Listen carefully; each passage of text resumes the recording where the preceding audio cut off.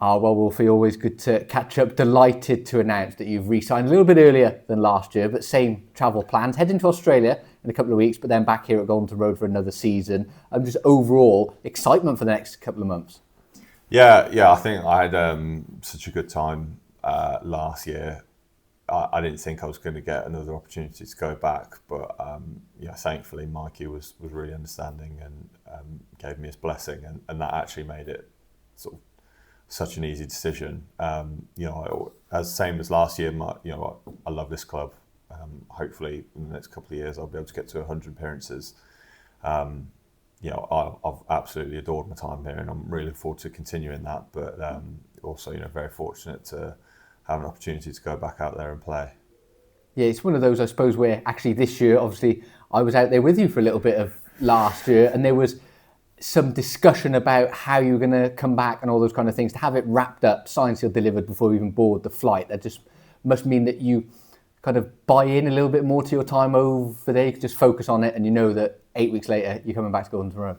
Yeah, absolutely. And I think for me it's kind of a good pre-season, I guess. I won't really have much of an off-season, but it means I'll be match fit. I'll be able to stay in shape, and actually I'll come back straight into sort of the back end of pre-season here, and just as we're getting into games, I'll kind of be conditioned, ready for rugby. So in that regard, it's probably going to be good for me.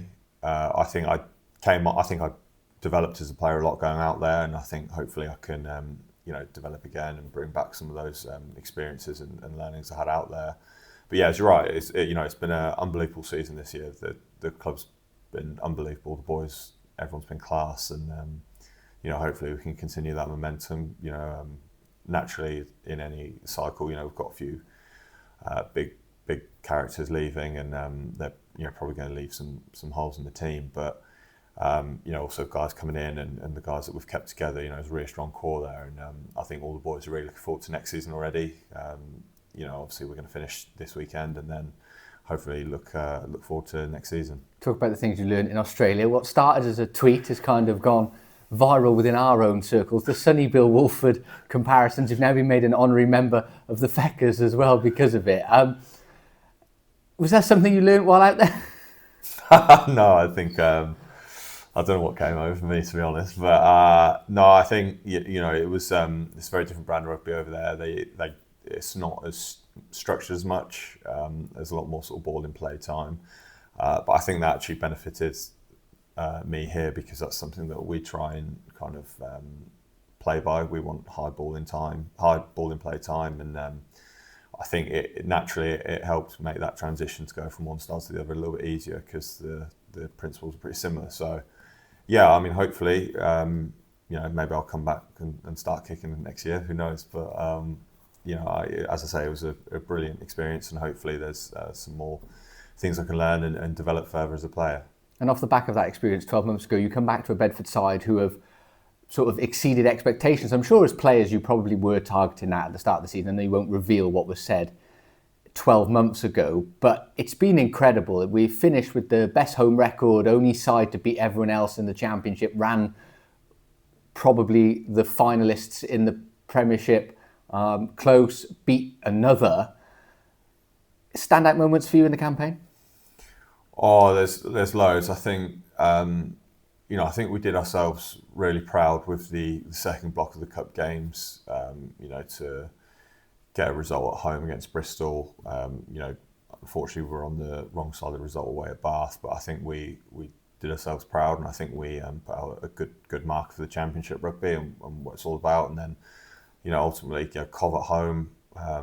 It was good to get the sort of monkey off the back in regards to them, because we've had some tough losses, especially at their place over the last few years. So to rally like we did for that result, and Pirates at home, and then obviously the lads Nottingham at home, we've had some fantastic results, and I think there's always going to be that little bit of an element that we're sat here wondering what could have been if we'd have been a little bit more ruthless earlier in the season, and there's a couple of results that we're on the wrong side of, but I think we'll look back and think we played some brilliant rugby, we put on a show, and hopefully we made the whole town proud, and you know, we can go again next year, and who knows, it's going to be a tougher season, no doubt, with Worcester coming in, and you know, Ealing are obviously going to be competitive, and so, you know, your Colby, your Donny, your Pirates, Amptill.